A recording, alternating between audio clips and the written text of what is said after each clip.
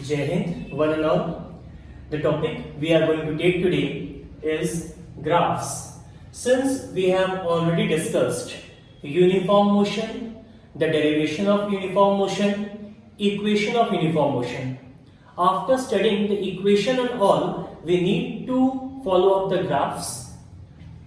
So the first, position time graph when particle is at rest. So with respect to time, the particle is not changing its position. With respect to time, the particle is not changing its position. Hence, the graph will be as such a straight line parallel to time axis. A straight line parallel to time axis.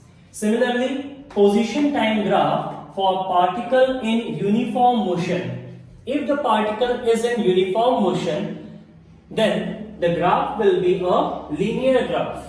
This is termed as linear graph. Okay.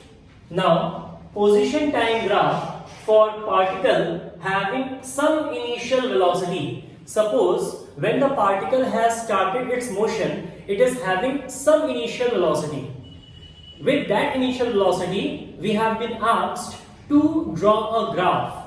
Hence, this will be the graph, and this part shows that the particle is already having some initial velocity. It will not be starting from origin, it will be a little above the origin in y-axis, which shows that the particle is already having some initial velocity and it has covered some distance. Okay? Velocity time graph for uniform motion. We need to draw the velocity time graph for uniform motion. So, since the velocity is not changing with respect to time. Hence, this will be a straight line parallel to time axis, which represents that the velocity remains constant. Now, from this very graph, we need to find the displacement. If we have been asked to find the displacement from this graph, what will be the formula? Displacement will be equals to area under the graph.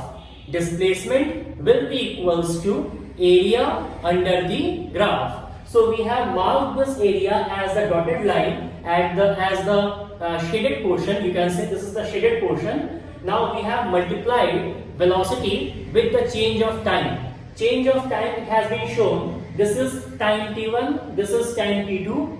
Therefore, the change in time is t2 minus t1. Change in time will be t2 minus t1, and hence the velocity will be constant. Therefore, when we multiply the velocity with the difference of time interval, okay, when we multiply the velocity with difference of time, or we can say the time interval, then we will receive displacement, and hence we are going to derive, hence we will receive displacement from the given graph. Okay, thank you.